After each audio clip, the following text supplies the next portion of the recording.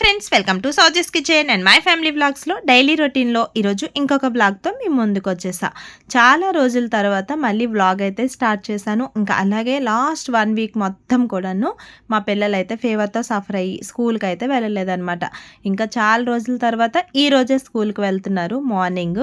So ఇంకా మా పిల్లలకి మార్నింగ్ బ్రేక్ఫాస్ట్ కోసం దోశ, అలాగే ఫ్రూట్స్ బ్రేక్ కోసం ఫ్రూట్స్ అయితే పెట్టేశాను. ఏవైనా ఉన్నా లేకపోయినా ఫ్రూట్స్ ఇవన్నీ కంపల్సరీగా పిల్లలకైతే ఉండాలి. ఎందుకంటే మా రిషి 2 o'clock వస్తుంది, వర్షి అయితే 12కే వచ్చేస్తుంది. కానీ మా రిషి కంపల్సరీ పెట్టాలి కాబట్టి ఇద్దరు పిల్లలు కూడా స్కూల్కి అయితే వెళ్ళిపోయారు అనమాట. సో ఇంకా వెళ్ళిపోయిన తర్వాత సండే మార్కెట్కి వెళ్ళాము మేము. నిన్న నైట్ అనమాట. సండే వ్లాగ్ అయితే షూట్ చేయలేదు. సండే మార్కెట్కి వెళ్ళినప్పుడు చిన్నదైతే తీసాను. ఇంకా అక్కడైతే కొన్ని వెజిటేబుల్స్, ఫ్రూట్స్ అవన్నీ తీసుకున్నాము. ఇంకా తీసుకొని వచ్చేసామన్నమాట. అంటే సండే అంటే మా ఇంటికి దగ్గరలోనే ఉంటుంది. ఆ మార్కెట్కి అయితే వెళ్ళాము. ఎప్పుడు వెళ్ళే మార్కెట్కి అయితే వెళ్ళలేదు. ఇది ఆవుల మార్కెట్ అని చెప్పొచ్చు అనమాట. మనుషుల కన్నా రోడ్డు మీద ఆవులు అయితే ఎక్కువ ఉంటూ ఉంటాయి. సో ఇంకా అవైతే మార్కెట్కి వెళ్ళి తీసుకొచ్చాం కదా. ఆల్రెడీ అన్ని డొక్కులు కూడా క్లీన్ చేసి పెట్టుకున్నాను. ఇంకా మార్కెట్ నుంచి తీసుకొచ్చిన వెజిటేబుల్స్, ఫ్రూట్స్ అన్నీ కూడా మళ్ళీ పెట్టేసుకోవాలి కదా. సో ఫైనల్గా అందుకోసం అని చెప్పి తీస్తున్నాను అనమాట. ఇంకా అన్ని వెజిటేబుల్స్ అయితే ఇప్పుడు కాస్ట్ అయితే చాలా టూ మచ్గా ఉన్నాయి. అంటే మాకైతే కొంచెం రీజనబుల్గానే ఉన్నాయి అనిపించింది. ఒక్కొక్కసారి అయితే కేజీ టమాటా 200కి వెళ్ళిపోతుంది. ఇప్పుడైతే ప్రస్తుతానికి 80 రూపీసే ఉందన్నమాట. సో ఇంకా అలా అన్ని వెజిటేబుల్స్, ఫ్రూట్స్ తీసుకొని వచ్చాం కదా. అవన్నీ తీసుకొని రావడం ఒక ఎత్తు, అవన్నీ పెట్టుకోవడం ఒక ఎత్తు అనమాట.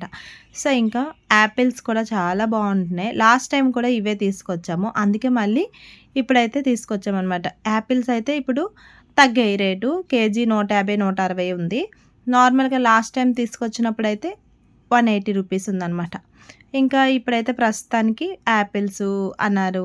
పిల్లలకి స్కూల్కి బాక్స్కి అవసరం కాబట్టి ఎంత కాస్ట్ అయినా సరే ఎవరిమైనా కొనాల్సిందే. ఎందుకంటే పిల్లలు మెయిన్ కదా. సో అందుకోసం అని చెప్పి ఫ్రూట్స్, వెజిటేబుల్స్ అన్నీ అయితే తీసుకొని వస్తూ ఉంటాము ప్రతి సండే. మీ అందరికీ తెలిసిందే. ఇంకా ఆల్రెడీ లెమన్ ఉన్నాయి, కానీ మళ్ళీ లెమన్ తీసుకొచ్చేసాను. ఇంకా ఆమ్లా అయితే తీసుకొచ్చాను. ఈసారి వాటర్లో వేసి తిందామని చెప్పి. కానీ దీనికి ఎప్పుడు మోక్షం కలుగుతుందో చూడాలి.